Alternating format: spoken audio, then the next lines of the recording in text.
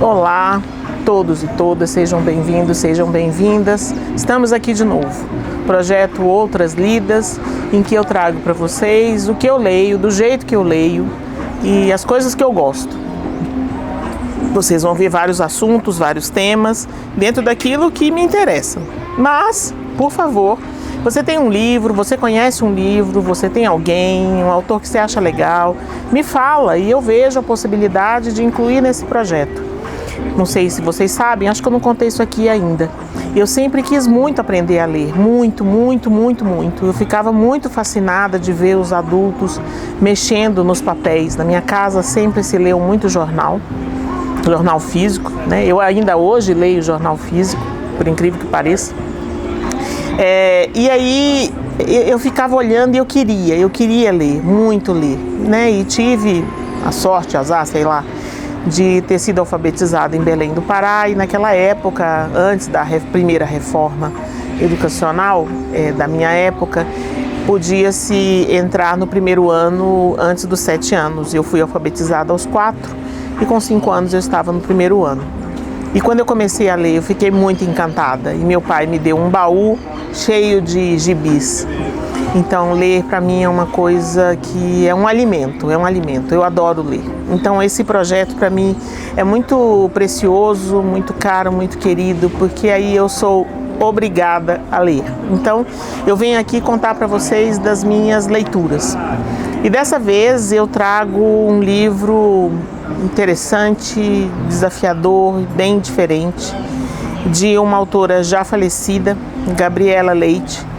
Esse livro foi lançado em 2009 pela editora Objetiva, Filha, Mãe, Avó e Puta, a história de uma mulher que decidiu ser prostituta.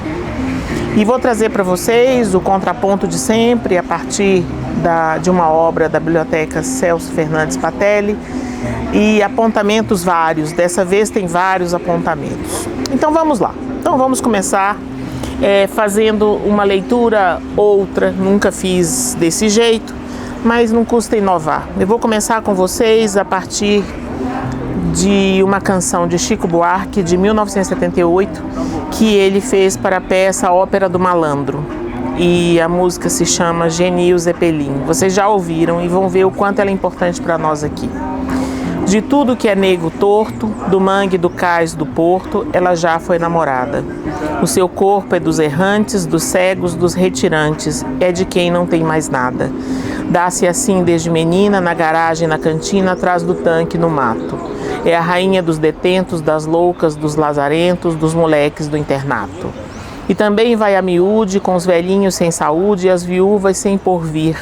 Ela é um poço de bondade e é por isso que a cidade vive sempre a repetir. Joga pedra na Geni, joga pedra na Geni, ela é feita para apanhar, ela é boa de cuspir. Ela dá para qualquer um, maldita Geni. Um dia surgiu brilhante entre as nuvens flutuante um enorme zeppelin. Pairou sobre os edifícios, abriu 2.000 orifícios com 2.000 canhões assim. A cidade apavorada se quedou paralisada, pronta para virar geleia. Mas do zeppelin gigante desceu seu comandante dizendo, mudei de ideia.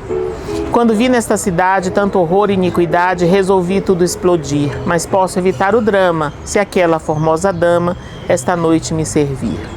Essa dama era Geni, mas não pode ser Geni, ela é feita para apanhar, ela é boa de cuspir, ela dá para qualquer um, maldita Geni. Mas de fato logo ela, tão coitada, tão singela, cativara o forasteiro. O guerreiro tão vistoso, tão temido e poderoso, era dela prisioneiro. Acontece que a donzela, e isso era segredo dela, também tinha seus caprichos. Ia deitar com um homem tão nobre, tão cheirando a brilho e a cobre, preferia amar com os bichos. Ao ouvir tal heresia, a cidade em romaria foi beijar a sua mão. O prefeito de joelhos, o bispo de olhos vermelhos e o banqueiro com 1 milhão. Vai com ele, vai Geni, vai com ele, vai Geni, você pode nos salvar, você vai nos redimir. Você dá para qualquer um, bendita Geni. Foram tantos os pedidos, tão sinceros, tão sentidos, que ela dominou seu asco. Nessa noite lancinante, entregou-se a tal amante como quem dá-se ao carrasco. Ele fez tanta sujeira, lambuzou-se a noite inteira até ficar saciado.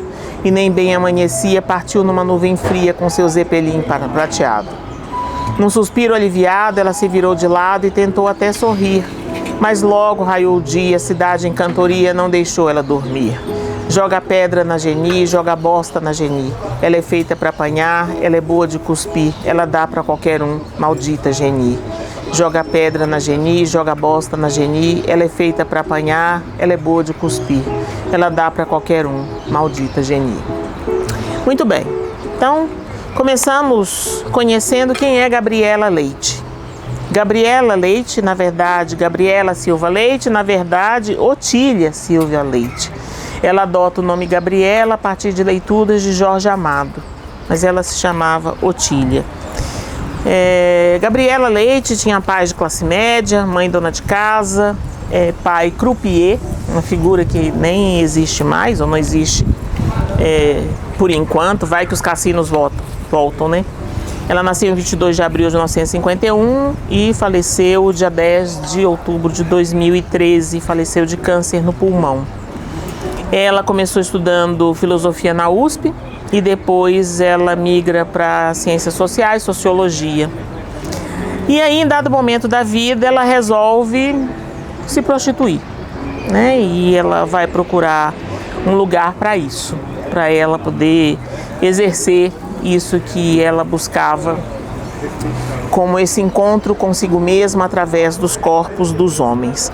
E aí eu faço uma pequena leitura da primeira colocação dela, das 3 coisas que ela mais ama, né? E seria a apresentação. Adoro os homens, gosto de estar com eles, não conheço homem feio. Todos são bonitos, cada um com seu cheiro característico, seu andar, seu modo de olhar. Alimentam um amor imenso pela mãe e pelo próprio corpo. Magros ou gordos, todos têm um belo corpo. E mesmo quando são barrigudinhos. Às vezes me pergunto como eles fazem para andar. Será que o pau no meio das pernas não atrapalha? Essa pergunta eu ainda não tive coragem de fazer. Outra coisa que adoro é falar o que penso, sem papas na língua. Quem ler este livro vai perceber isso. Aprendi uma porção de coisas nessa temporada na Terra. Uma delas é a importância de se ter uma opinião, de reclamar quando não se está gostando de algo. Demorei muito para adquirir este direito e por isso mesmo não abro mão dele. Passei um pedaço da minha vida lutando por ele. Estou gastando um outro bom naco tentando convencer minhas colegas prostitutas de que esse direito também é delas. Existe uma terceira coisa que eu prezo muito. Talvez seja a que mais prezo, aliás, é a liberdade. Liberdade de pensar diferente, de vestir diferente, de se comportar diferente. Não sei direito de onde veio essa minha paixão pela liberdade. Minha vida é feita de muitas certezas, mas também de infinitas dúvidas e contradições, mas ela veio para ficar. Meu destino até aqui foi norteado por esses 3 amores. E como todos nós sabemos, o amor não traz só felicidade. Ele gera muita dor também em nós mesmos e em quem está perto. Sei porque, por causa dessa minha obsessão por romper amarras, sejam elas políticas, culturais, morais ou psicológicas, feri algumas pessoas queridas. Mas acredito que também ajudei um sem número de prostitutas a ter uma vida mais digna. Fui, sou e vou continuar sendo responsável pelos meus atos. O que pensar sobre eles é resultado do conceito de vida de cada um. Enquanto eu puder continuar exercendo minha liberdade, não tenho com que me preocupar. É a maior lição que aprendi. Eu, filha, mãe, avó e puta. A colocação que ela faz a respeito da liberdade se parece muito com outro momento que eu fiz esse apontamento num livro de Vitor Paro, onde ele está falando sobre educação e num determinado capítulo, né? Então vão lá depois para assistir isso, tá no Outras Lidas. Ele menciona a diferença entre autoridade e autoritarismo, entre liberdade e licença. Só há possibilidade de autoridade se ela for exercida com liberdade, e só há liberdade se houver autoria e responsabilidade. Ou seja, a discussão da Gabriela Leite é muito mais sobre a responsabilidade pelas próprias escolhas do que uma discussão de um certo licenciamento, né? Ela não está ali, né, licenciada para fazer qualquer coisa de qualquer jeito, mas para bancar um lugar que ela sabia, óbvio que tinha custos, né, nada baratos, mas que ela estava disposta, né, a bancar e a sustentar esses custos. E isso é um questionamento. Eu li esse livro alguns anos atrás, vários, durante um tempo eu fui professora fora aqui da minha cidade, né, de Poços de Caldas, e na volta eu sempre comprava um livro para ler. E esse foi um dos que eu comprei e li na viagem de 3, 4 horas, li inteiro. E fiquei muito tomada por esse lugar que ela coloca da responsabilidade que a gente tem com aquilo que a gente escolhe. Né? Então não é licenciamento, não é fazer o que você quer, do jeito que você quer. É saber olhar e ver que o que você escolher vai ter um custo e você vai ter que pagá-lo. Então, escolher ser prostituta, ela sabia que tinha um custo. E ela vai se conduzindo na vida em relação a essa questão, em relação a todas as questões que envolvem esse lugar de prostituta, que ela faz questão de utilizar essa palavra prostituta ou mesmo utilizar a palavra puta. Ela recusa termos politicamente corretos, como trabalhador do sexo, né? E ela demarca esse lugar. E aí tem dois aspectos muito interessantes nessa jornada dela. Primeiro, que ela vai gradativamente se aproximando da discussão HIV/AIDS. Então, lembrando lá, a Gabriela Leite foi prostituta em São Paulo, na Boca do Lixo, né? Em Belo Horizonte, na Zona Boêmia, e posteriormente no Rio de Janeiro, na região do Estácio, especificamente na Vila Mimosa. E ela vai falar, nessa época, aliás, não é que ela vai falar, nessa época, décadas de 70, 80 e 90, a gente vai ter tanto a emergência da contracultura, né, que traz um certo licenciamento, aí agora a gente pode fazer o que a gente quiser, e os custos disso que aparecem a partir da questão da infecção por HIV/AIDS, né, que é um grande susto nas décadas de 80 e 90, quanto às questões sexuais. Então, esse é um aspecto muito importante que vai começar a atravessar a jornada dela e que vai aproximá-la de uma outra lógica naquilo que ela já vinha construindo, que é essa defesa da profissionalização das prostitutas. Então, não sei se vocês sabem, mas ser prostituta, prostituto, né, não é crime no Brasil. O que é crime é a exploração. A exploração, sim, ela é crime. Então, a discussão da Gabriela Leite é para que as pessoas, né, que se prostituem possam ter direito à aposentadoria. Então, a gente tem, desde 2002, no Código Brasileiro de Ocupações, já existe a categoria prostituta. Então, graças a isso, já pode fazer o depósito da sua contribuição, né, ao INSS. Isso já é possível. Mas, quando se é contratada, você não necessariamente vai ser contratado por ninguém. Então, você pode ser explorado, você pode ficar numa situação de dominação. A discussão dela, da regulamentação e a profissionalização é essa. Mas aí o estigma da prostituta pesa sobre isso, e aquilo que não é crime, crime vira, né? Então a defesa dela a esse respeito tem uma potência, uma importância que ainda esbarra nos muitos tantos preconceitos da nossa sociedade. Né? Então, quando Jean Willis tenta fazer valer o projeto de lei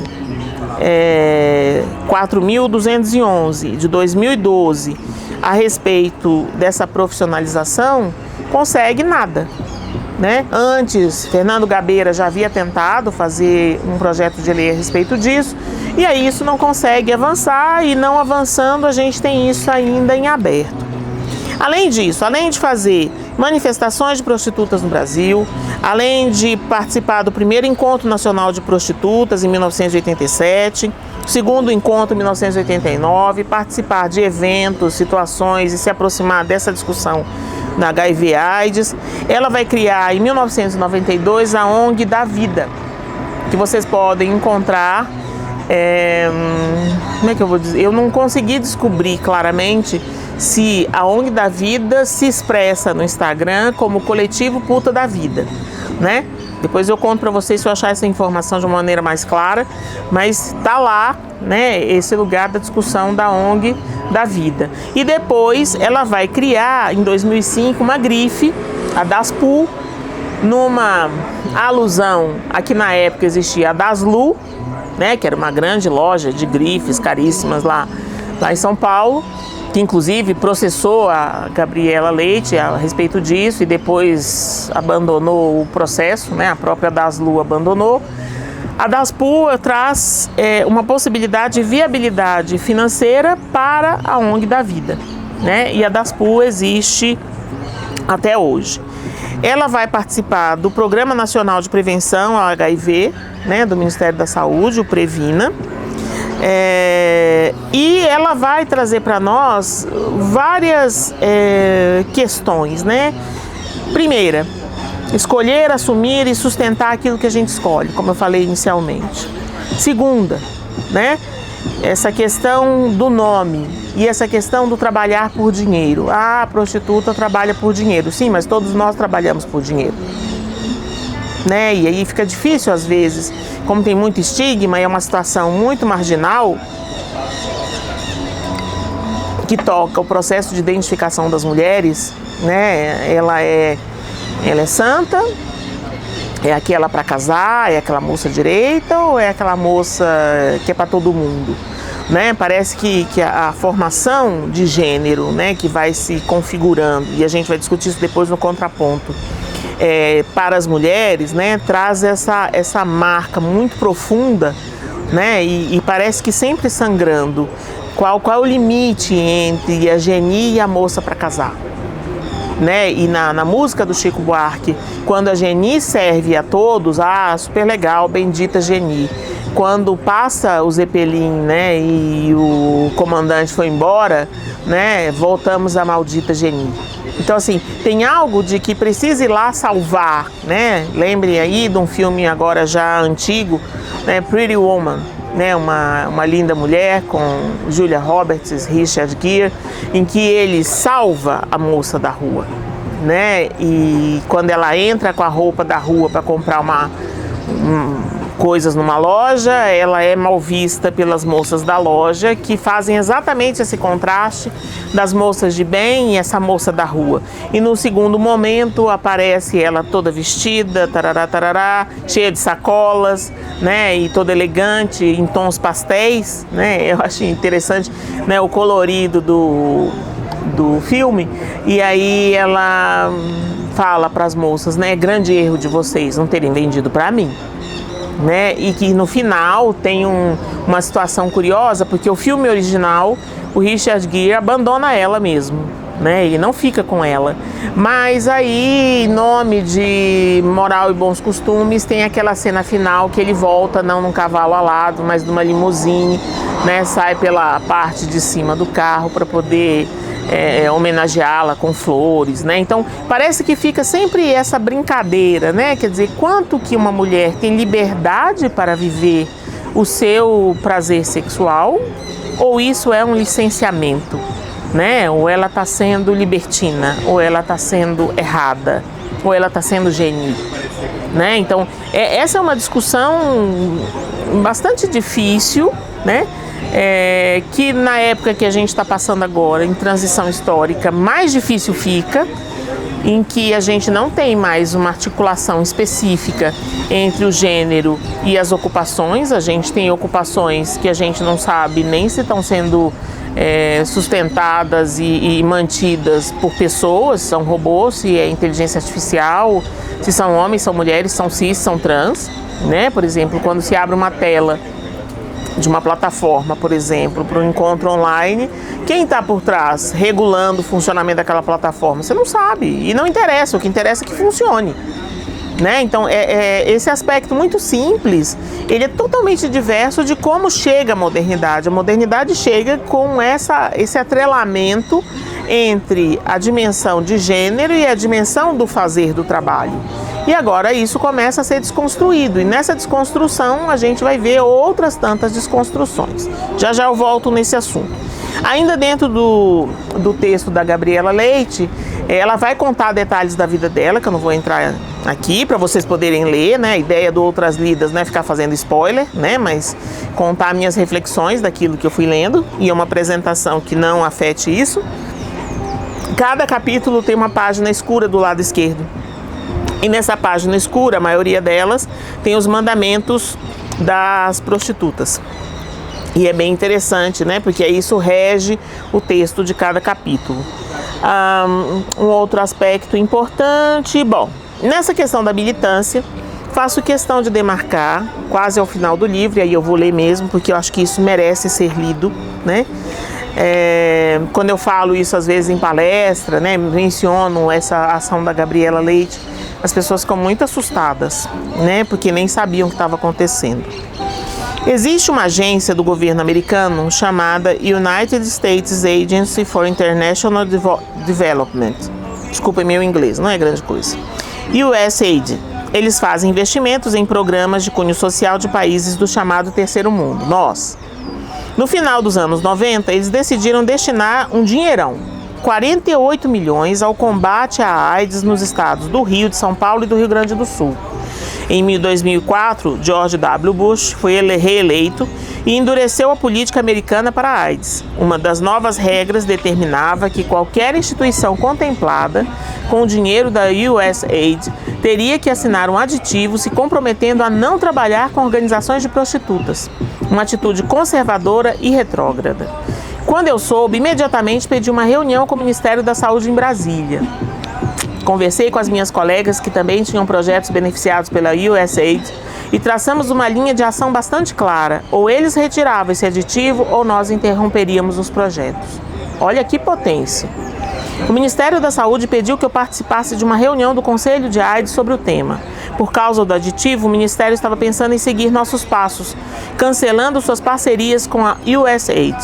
No dia anterior à reunião, assim que cheguei em Brasília, um oficial da USAID que eu conhecia me chamou para jantar. No restaurante, a primeira coisa que ele me disse foi: o Ministério não vai se negar a receber dinheiro da USAID, né, Gabriela? Eu respondi: se vocês se negarem a tirar esse aditivo, é provável.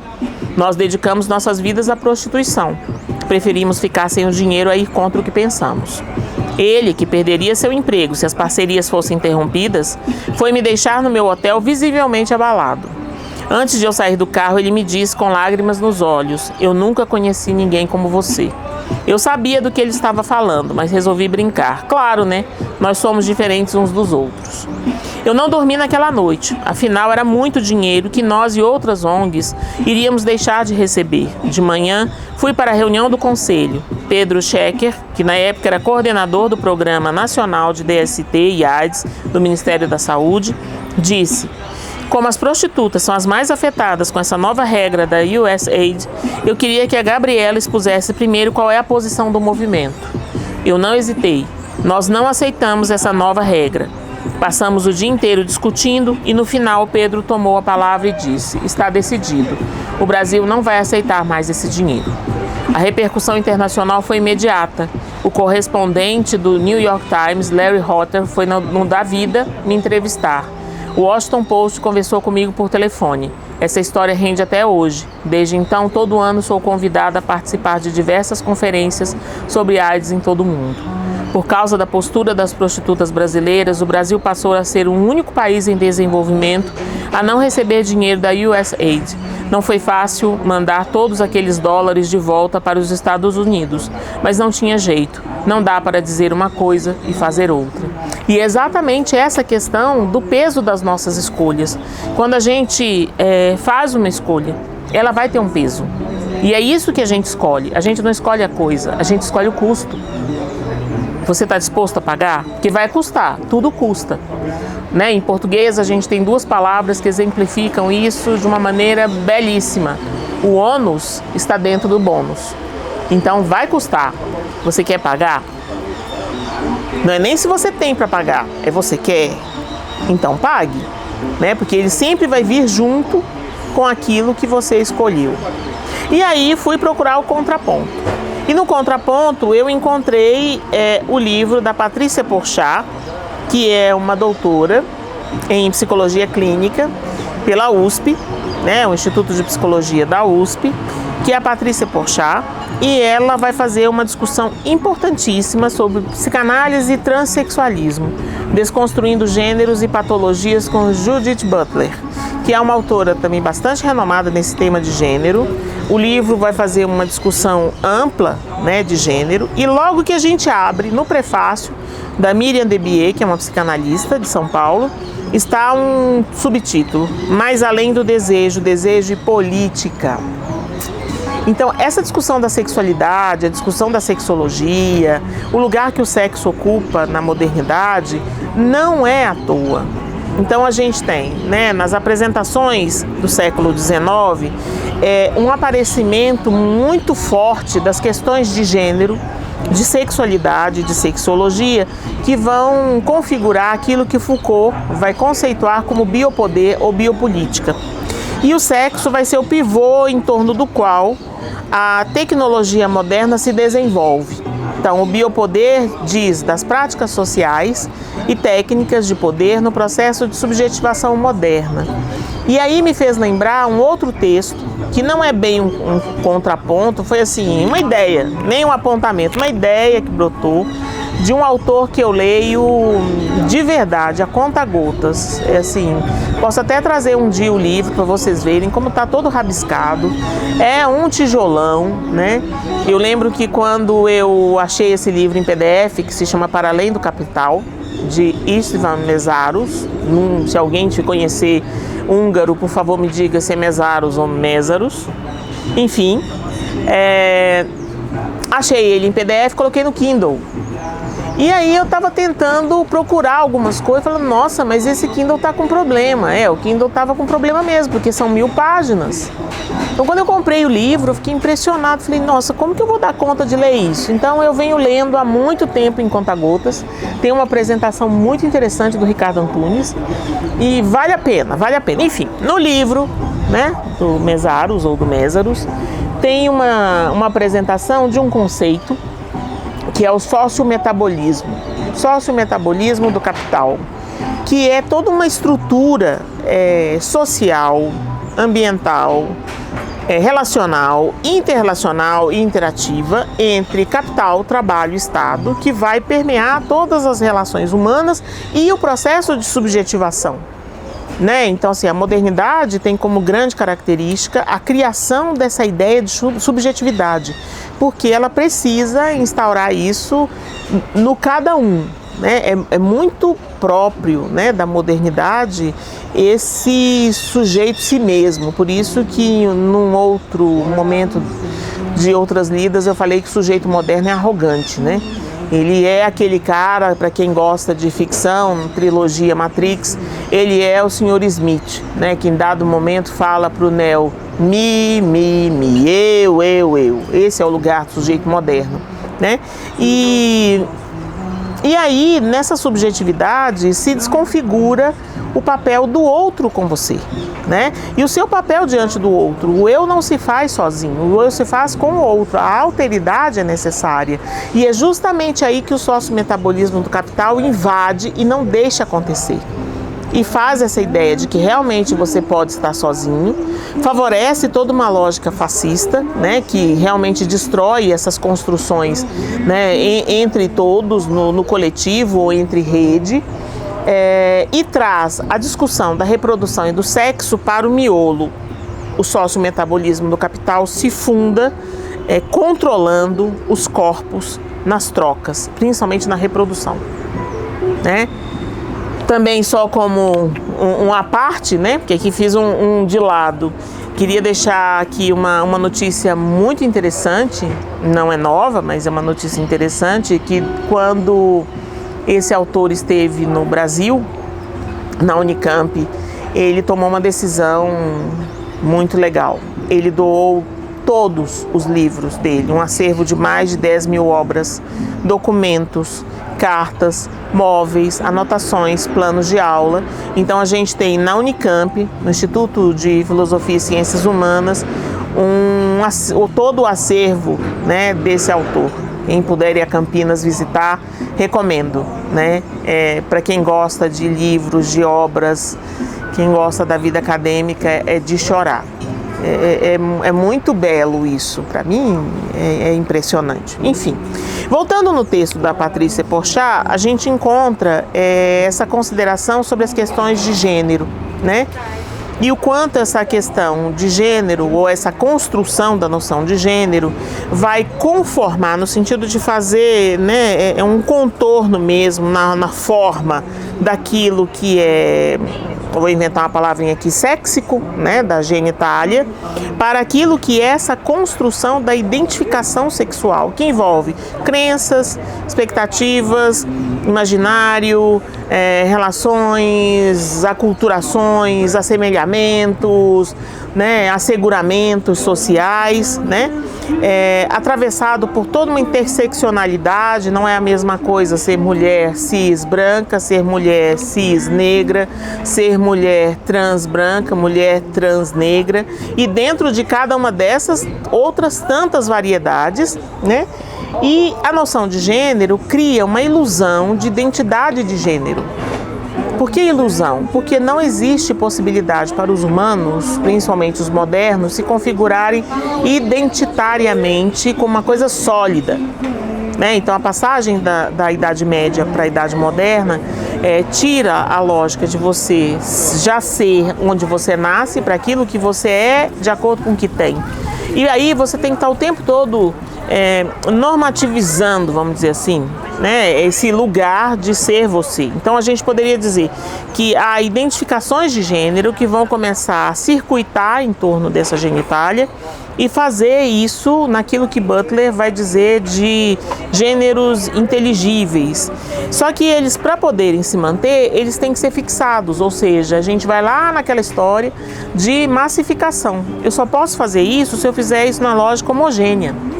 Só que na lógica homogênea, eu perco aquilo que é mais importante para a liberdade, para a autoridade, para a autoria, que é a dimensão diversa do cada um ou cada uma segundo o seu cada qual. Então, a ideia de gênero, né, que a Butler traz e que é importante, ela é um efeito de uma prática discursiva. E aí eu faço aqui uma menção dentro desse livro da Patrícia Porchat, que eu acho que nos ajuda bastante. Butler desconstrói a ideia de uma coerência da identidade de gênero com base em duas questões. Primeira, a de que não há uma essência ou substância por trás do gênero, não há ser, entre aspas, não há um fazedor, não tem uma unidade. A ontologia não é uma fundação, mas uma injunção normativa, diz a autora, a Butler, segundo Porchat. Inventa-se a ideia de ser para que os indivíduos sejam mais bem controlados. As categorias de eu, indivíduo e pessoa, às quais se pode acrescentar gênero, como forma de descrever os seres humanos, derivam de uma ilusão de substância. Não há necessidade de existir um agente por trás do ato. Ele é construído através do ato e não existe qualquer estrutura pré-discursiva do eu e de seus atos. O segundo ponto de apoio para a desconstrução da coerência da identidade de gênero consiste em tomar como referência figuras como Herculine Babin, né, um outro autor, transexuais, transgêneros, drags, butches, femmes, e a partir do princípio de que não há necessidade de classificá-las a priori como patológicas. Aqui, no meu ponto de vista, isso conversa muito com a noção do queer, né? Lembra lá, LGBTQ, PNA, PINA+, né? Esse quezinho do queer, né? Que traduzindo é o estranho, mas é aquele que de fora faz crítica ao status quo. Muito bem. Admiti-los como cidadãos, que por incrível que pareça é algo que se revela muito difícil quando se pensa, por exemplo, em termos de documento de identidade, a esses todos que compõem o grupo queer, seria conceder-lhes o direito de existência enquanto seres humanos e, com isso, libertá-los para a normalidade, coisa inadmissível para quem tem a expectativa de uma coerência de identidade de gênero. Então, deixar, né, os trans, bis, gays, lésbicas, etc., nessa condição abjeta, ou seja, que nem objeto é a tentativa constante, né, tanto do sociometabolismo quanto das estratégias ideológicas, porque eles precisam ficar de fora. Então, mas a gente não tem uma declaração de direitos humanos que coloca somos todos iguais, todos e todas? O que acontece quando a gente adota essa lógica? Quando a gente coloca as prostitutas, por exemplo, pensando na Gabriela Leite, numa categoria em que elas não podem ter acesso à aposentadoria, elas vão envelhecer. né? Então assim, o que a gente está querendo fazer com isso? Lembrei até aqui agora um outro apontamento. Nossa, esqueci de anotar. LGBT mais 60. Mas depois eu coloco aqui uns apontamentos como referência, legal. Que é um documentário a respeito dessas pessoas que são pessoas e estão envelhecendo, né? E como se envelhece? Quais são as questões interseccionais para essa população, né? Então, algo aí que a gente precisa ter um pouco mais de cuidado e correr risco. É isso que é difícil, correr o risco de não ter essa identidade, né? E se prestar à fluidez das identificações. Muito bem, aí a gente vai para os apontamentos. Primeiro apontamento, sim, importante e saudoso, é a dissertação de mestrado do Celso Fernandes Patelli, que é de onde saem sempre os contrapontos aqui do projeto Outras Lidas. A dissertação de mestrado dele, defendida na PUC Minas em 2019, ela se chama Transparecer, uma experiência de intervenção psicossocial no campo da política pública de assistência social em Poços de Caldas, onde ele faz uma discussão de um grupo, né, que se chamava Transparecer, e como que esse grupo lidava, né, com as questões trans. Então esse é o primeiro apontamento. O segundo apontamento está num livro organizado por mim, por Silvio Memento Machado, que você encontra a apresentação dele no Lidas, tá? Que é o Aplicado ou Implicada, qual psicanálise para a ciência. Nesse livro tem um capítulo que foi escrito por um dos alunos da pós em psicanálise de Varginha, que é o Daniel Luiz da Silva, e foi orientado por mim e pelo Celso, né? O capítulo se chama Psicanálise e Transsexualidade, sujeitos à sua constituição. E nesse capítulo tem algumas menções muito importantes de que, para que a gente se lembre, se não estamos cuidando uns dos outros, provavelmente estamos violando. Onde não há cuidado, há violência. Ah, mas o cuidado é muito trabalhoso. Cuidar é muito trabalhoso. Por isso que ser autoridade é muito trabalhoso e por isso que a gente escorrega, infelizmente, com rapidez e facilidade para a violência, para o autoritarismo, para o licenciamento. Então diz lá na página 50. A sociedade vai mal com os sujeitos trans. Dados recentes ilustram quão especulativo é o tema e assim suscetível de debates e criticidade no que vem ocorrendo na sociedade contemporânea. Em especial o trato a esse público pelos profissionais da saúde, mas também um ponto sobre a segurança dessas pessoas. Segundo dados apresentados pela Associação Nacional de Travestis e Transsexuais, a ANTRA, de 2022, foram registrados 175 casos de assassinato no ano de 2020, 140 em 2021, 131 em 2022, sendo as maiores incidências nas regiões em ordem decrescente: Sudeste, São Paulo, Nordeste, Ceará e Bahia, Sudeste, Minas Gerais e Rio de Janeiro, Sul, Paraná, Centro-Oeste, Goiás, Mato Grosso e Norte, Amazonas. Este grupo tem em média 40 anos a menos de perspectiva de vida, comparada à estimativa para a população brasileira. A maioria dos crimes acometeu pessoas entre 15 e 39 anos de idade, considerando 89% dos casos. Em 65% dos assassinatos, houve requintes de crueldade, agressão física, tortura, espancamento, linchamento, esquartejamento, afogamento e outras formas brutais da violência. A maioria dos assassinos desconhece as vítimas. O Brasil mantém-se na liderança do ranking mundial de assassinatos das pessoas trans no mundo, seguido por México e Estados Unidos. Mas não apenas em assassinatos desse público, também outros quantitativos chamam a atenção. E aí a gente encontra na dissertação do Celso Fernandes Patelli. No ranking da Alexa, o qual mostra os sites mais visitados do mundo, e se encontra o site pornográfico Pornhub, em 27º lugar.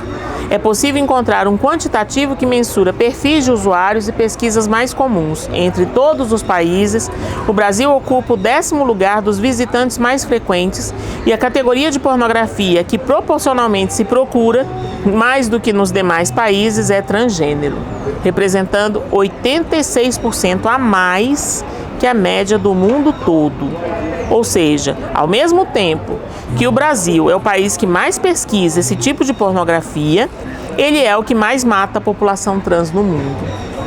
Então vejam, tem algo aí, né, nessa conversa que, ao ser atravessado, né? Qual que é a nossa conversa aqui? Nós estamos falando de sexo, sexualidade, sexologia, atravessa aí todas as nossas questões do encontro com o outro, né? E o encontro com o outro para os humanos é sempre um encontro bastante, por falta de palavra melhor, vou repetir a mesma, complexo.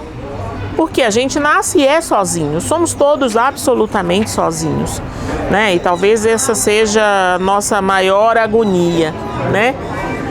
No entanto, nascemos prematuros. Precisamos ser feitos, né, pelos outros, ou como diriam, né, como se diz em latim, ab alio. Então, essa feitura pelo outro envolve o outro, a alteridade. E esse encontro com a alteridade não se faz de uma maneira colabada, né? O outro não chega exatamente para aquilo que eu preciso, necessito, desejo ou anseio. Ele chega com as suas próprias questões, movimentos, seus próprios movimentos, ou suas próprias demandas. Então, esse lugar de desencontro ou encontro-desencontro entre os seres humanos, quando a gente toca esse tema da sexualidade, do sexo, pensando aquilo que eu falei antes, que isso está de alguma maneira contornado, né, por uma ideologia de época, por um sociometabolismo, isso tudo vai nos deixando cada vez mais alienados do próprio processo daquilo que a gente vivencia. E aí tem um autor contemporâneo, vivo, né, Byung-Chul Han, coreano, mas naturalizado, acho que naturalizado alemão, ou ele vive lá, algo assim. É um autor muito interessante, denso, com livrinhos pequenininhos, né, assim, que nem parece que é grande coisa, como Sociedade do Cansaço, No Enxame, A Topologia da Violência, e o que eu escolhi dele foi A Expulsão do Outro, Sociedade, Percepção e Comunicação Hoje. Esse livro do Byung-Chul Han traz uma discussão importante sobre a modernidade que se livra do outro. E como que ela faz esse livrar-se do outro? Não dá tempo. Não tem tempo para você vivenciar esse encontro com o outro, esse encontrar com o outro numa lógica processual, numa lógica do tempo que se vivencia. Num outro livro, acho que é Na Sociedade do Cansaço, ele comenta isso, que o capital conseguiu roubar da gente a vivência da passagem do tempo. Ele não consegue manipular o tempo passa, mas ele conseguiu roubar de nós essa vivência, esse estar onde você está, você saborear o que você está comendo, sofrer a dor que você está sofrendo, né? Olhar o que você está olhando, e aí coloca sempre um anteparo. Vocês já viram isso, as pessoas num show filmando o show que elas estão vendo, mas elas estão vendo o show ou é a tela que elas vão ver depois, elas vão assistir? Invariavelmente, hoje em dia, pós-pandemia, 2020, 2023, as pessoas falam assim, vou dar um curso, sei lá, de alguma coisa. Vai ficar gravado? Não, é síncrono, você tem que assistir naquela hora. Nossa, mas eu queria ver depois, porque na hora eu vou estar fazendo outra coisa. Ué, então faz outra coisa. Como assim, você já quer adquirir uma coisa que você nem sabe o que é? Né? Então não é uma experiência de revivência, é uma experiência que ele chama, nesse livro, adiposa. Sabe assim, como se você fosse adquirindo, né, gordura mesmo, né? Não é uma experiência que permite uma construção. E, por exemplo, com a impossibilidade do tempo demarcando ou delimitando fronteiras, ele traz e aí ele coloca aqui um termo em alemão, né? Ele vai falar do Komaglosen, né? Que é esse binge watching, essa coisa de assistir sem parar, maratonar a série, né? Mas você não está assistindo, você não está vendo, né? Eu particularmente levo, sei lá, para assistir uma série de 6 capítulos, eu levo quase 3 semanas, porque aí eu vejo, eu volto, eu olho a cena de novo, aí eu ouço só, aí eu volto e olho o capítulo de novo, porque tem algo aí do saboreio, né? Tem algo do encontro com aquilo. Bom, aí ele vai fazer essa discussão e, particularmente, que é o que me interessa aqui, ele vai tocar a questão da pornografia, né? Ele vai começar a dizer que um dos problemas dessa alteridade é que a alteridade ela precisa ser vivenciada, né? Então, essa experiência com o outro, do qual dependemos ou aos quais estamos consignados, necessita de um aproximar-se e distanciar-se, né? Então, lembrei outro apontamento aqui, tá difícil hoje, hein? Freud, na discussão do além do princípio de prazer, falando do neto experienciando a proximidade, o distanciamento da mãe através da brincadeira do carretel, né, que é a experiência do for dar, né? Então for, né, foi e ele puxava a linha dá aqui, né? Essa experiência do perto, longe é que faz a configuração do outro. Eu preciso olhar o outro, olhar o outro, olhar o outro, olhar o outro, de vários ângulos. E esse encontro é que vai fazer, na medida da distância, a nossa possibilidade de estar com o outro para o outro, no outro até eu diria. E isso aí nada mais é do que a constituição da alteridade e a constituição do coletivo, né? E aí ele vai dizer assim: está inscrita na proximidade como sua contraparte dialética a distância. A eliminação da distância não produz mais proximidade, a destrói. Em lugar da proximidade surge uma completa ausência de distância. Proximidade e distância estão imbrincadas uma na outra. Uma tensão dialética as mantém unidas. Ela consiste em que as coisas são animadas justamente por seu oposto, pelo outro de si mesmas. Falta a uma mera positividade, como ausência de distância, essa força animadora.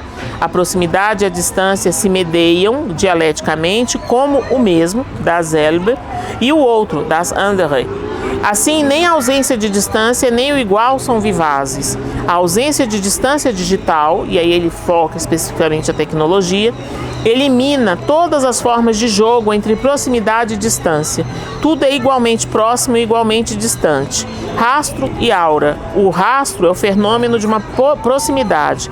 Não importa o quão distante esteja o que ele deixa para trás. A aura é o fenômeno de uma distância. Não importa o quão perto esteja aquilo que ela evoca. Inere à aura a negatividade do outro, do estranho e do enigma. A sociedade da transparência digital desauraliza, desmistifica o mundo. Sobre proximidade e sobre exposição, como efeito imagético geral do pornô, destroem toda a distância aural, que também constitui o erótico. O erótico precisa de um distanciamento.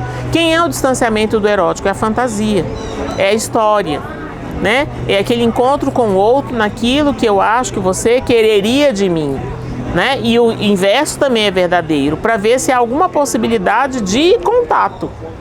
Eu costumo dizer que as relações amorosas, independente se elas vão ser fugazes ou não, é o encontro do taco de golfe com o ventilador, né? Então, assim, estão em campos diferentes, situações diferentes e vão constituir alguma possibilidade. Não tem a tampa da panela, não tem a metade da laranja. Existe esse encontro em que construímos juntos algo que nos contacta, que nos conecta, da lógica do algo, né? Porque senão são as minhas fantasias e as suas, mas a gente chega com as fantasias da gente. No pornô, diz ele, todos os corpos se equivalem. Eles também se decompõem em partes iguais do corpo. Furtado de toda a linguagem, o corpo é reduzido ao sexual, que, com exceção da diferença sexual, não conhece distinção alguma. O corpo pornográfico não é mais um cenário, um palco suntuoso, uma superfície fabulosa, na qual se inscrevem sonhos e divindades. Ele não narra nada, ele não seduz. O pornô produz uma desnarrativização e deslinguistificação, não apenas do corpo, mas também da comunicação em geral. Nisso consiste, diz ele, a sua obscenidade. Não é possível jogar com a carne nua. O jogo precisa de uma aparência, chance de uma inverdade. A verdade nua e pornográfica não permite nenhum jogo, nenhuma sedução. Também a sexualidade como desempenho reprime toda forma de jogo. Ela se torna inteiramente maquinal. O imperativo neoliberal do desempenho, sexiness e fitness nivela o corpo, por fim, a um objeto funcional que deve ser otimizado. Então vejam, a gente tem aqui toda uma discussão que permeia aquilo que eu comentei antes, né? Desse corpo que vai ser manipulado sem que a gente tenha noção de como isso está acontecendo, né? Então, remeto vocês, refletindo sobre isso, a 2 podcasts. O primeiro está no Rádio Escafandro, o episódio 72, Kemen e o Amor Sob Demanda, está no Spotify.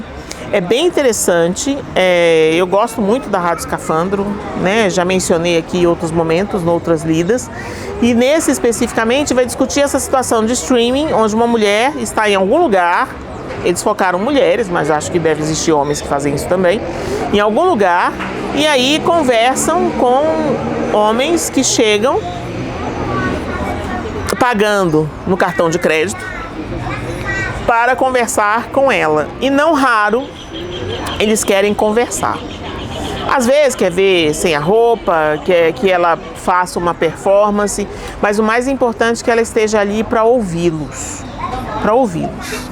Outro podcast, também bem legal, que eu também tenho seguido, que fala só sobre o amor, é Tudo Culpa da Cultura, do antropólogo Michel Alcoforado. No episódio 2, a gente encontra Amor de Puta, onde a Natânia, que é uma antropóloga, vai fazer uma pesquisa de campo sobre este lugar de puta e que isso rendeu depois vem a partir de um livro dela também, que se chama Cabaré. Muito bem. Outra referência que eu queria deixar para vocês, tem muitos vídeos com a Gabriela Leite na internet, no YouTube principalmente, mas eu gostaria de destacar 2. O primeiro deles é uma conversa, assim que sai esse livro dela, uma conversa no Roda Viva, né? De 2 de junho de 2009, em que vocês vão encontrar a fala dela no dia que é o Dia Internacional da Prostituta, 2 de junho. Em 2 de junho de 1975, 150 prostitutas invadiram uma igreja em Lyon, na França, a igreja Saint-Nizier, e ali reivindicavam proteção, que não acontecesse violência, que não fossem atacadas, reivindicavam segurança, reivindicavam seu lugar de pessoa, reivindicavam seus direitos. Depois de 8 dias, no dia 10 de junho, foram expulsas pela polícia desse lugar. E aí ficou demarcado o Dia Internacional da Prostituta no dia 2 de junho, tá? Então, nesse dia, o Roda Viva tem uma conversa com a Gabriela Leite, e uma conversa de 1 hora e tanto, muito legal. E outro é um documentário que foi feito em 2013, por ocasião da candidatura da Gabriela Leite para deputada, né? Uma puta deputada era a campanha. O documentário se chama Um Beijo para a Gabriela. Também recomendo vocês para vê-la, ela falando, né? Ela dizendo dela. Quem pode falar de Gabriela Leite é ela mesma, né? E tem outros tantos. Nossa, tem vários, né? Tem desde Jô Soares, vários. Quando Marília Gabriela tinha programa, né, de Papo com a Gabi, eu acho que chamava, também tem muitos, né? Assim, vão conhecer essa figura que fez defesa das classes abjetas, dessas classes que precisam que alguém fale, existem e têm direitos. Outro apontamento, vocês vão encontrar a respeito da ONG da Vida, uma subvenção financeira do Fundo Brasil, que é uma fundação independente que faz defesa dos direitos humanos. E especificamente para a ONG da Vida, eles financiaram R$ 29.940 em 2009 por 7 meses para uma pesquisa que se chamava Saindo do Escuro, Desvendando Violações de Direitos Humanos na Prostituição Feminina. Uma pesquisa que foi feita prioritariamente no Rio de Janeiro, mas que envolveu outras cidades. Uma outra referência importante também de análise já da estrutura e no sentido acadêmico, a dissertação de mestrado Burocratização e Institucionalização das Organizações de Movimentos Sociais, o caso da Organização de Prostitutas da Vida. É uma dissertação de Andréia Skakauskas Vaz de Mello, foi defendida na Fafiche, na Sociologia, na UFMG em 2007, tá? Em Belo Horizonte. E finalmente deixo uma referência divertida. É um documentário, não é um documentário, né? É que é tão legal, bom, enfim. É que eu gostaria que fosse real, mas não é. É um filme, uma série televisiva francesa, que foi escrita e dirigida por Nicolas Bedos, que se chama Alphonse. Vocês podem encontrar essa série de 6 capítulos somente, no Prime Video. São só 6 episódios, que começaram dia 12 de outubro de 2023. É muito legal a partir do ponto de vista de um prostituto. Então é um cenário diferente. Eu gosto muito da língua francesa e eu fiquei muito encantada com a forma que esse escritor fez, porque é um tema sério com uma certa leveza, né? Então recomendo a vocês. E finalmente, last but not least, o livro de Fernando Seffner, Derivas da Masculinidade, Representação, Identidade e Diferença no âmbito da masculinidade bissexual. É um livro que foi apresentado, foi editado em 2016 pela editora Paco Editorial, e é um livro raríssimo, que é a discussão dos homens bissexuais. Eu costumo dizer que os homens bissexuais nem armário têm para sair. E eu vou utilizar esse livro em algum momento do Outras Lidas. Aguardem. Estamos juntos, espero que vocês estejam comigo num próximo momento para a gente tomar uma água ou um café, né? Tá muito calor, então estou na base da água. Que vocês possam mandar sugestões, por favor, teçam críticas, comentários, digam o que vocês estão achando, indiquem livros, outros autores, apareçam, digam, se inscrevam no canal.